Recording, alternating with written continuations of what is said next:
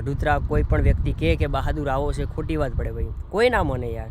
Video શોખ અને ગીત ગાવાનો શોખ અને એ બધું તમારા બધાનો સપોર્ટ હોય ત્યારે અત્યારે ઇન્સ્ટા.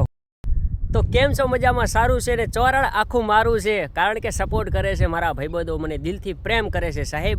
પણ આજે એક સાચી હકીકતની વાત કરવા માગું છું, કારણ કે એક ભાઈ મિત્રો, આજે હું વિડીયાની અંદર હું મારે સોશિયલ મીડિયામાં મારે બહાર નથી પાડવું, પણ મિત્રો કારણ કે એ લોકો વિચારતા હોય કે હમણાં યાર સાલું પાડવાની કોશિશ કરતા હોય કે આ કંઈક નીચા રસ્તામાં આવી જાય કે કંઈક અવરું વિચારતા હોય, તો એટલા માટે મેં આ વિડીયો બનાવ્યો છે. તો મિત્રો ખાસ કરીને એડ સુધી જોજો, તમને વિચાર આવશે કે ના યાર અત્યારે લોકો ઘણા એવા પડ્યા હોય છે ભાઈ, આપણને પાડવાની વાત કરતા હોય કે ભાઈ આ થોડુંક આમ આટલું ઇન્સ્ટામાં ને યુટ્યુબમાં ને ફેસબુકમાં આટલું ઇન્કમ કમાય છે ને ભાઈ, એટલે ખાસ કરીને એ લોકોને થોડુંક જલન થતું હોય કે અમે નથી કરી શકતા. તો એવું કોઈ બીજા ભાઈબંધોને કહી દે કે ભાઈ ઓને આમથી આમ કરીને આવું કંઈક રેકોર્ડિંગ વાયરલ કરો તો યાર એ લોકો નીચા થાય, એનું કારણ કે પછી લોકોની ક્રેડિટ ઘટાડે કે બહાદુર આવો છે ને બહાદુર ઓમ છે ને તેમ છે, એટલું વિચારતા હોય.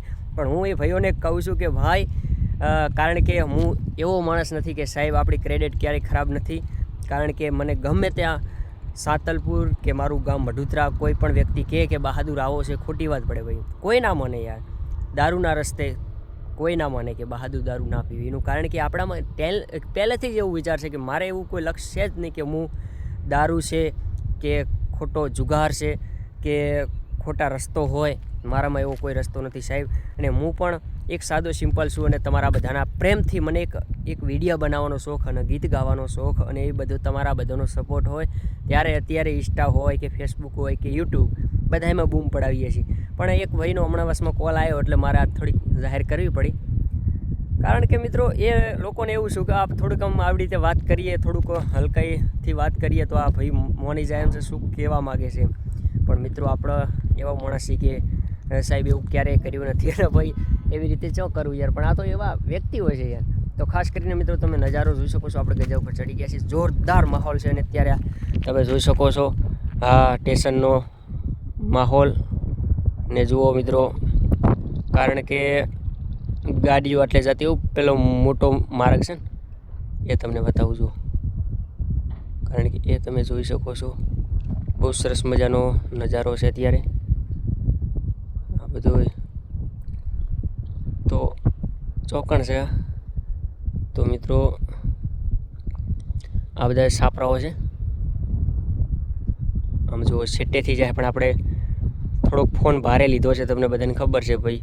આ જો આવી જાય રહ્યા, આ સાધન જાય રહ્યા, જોયું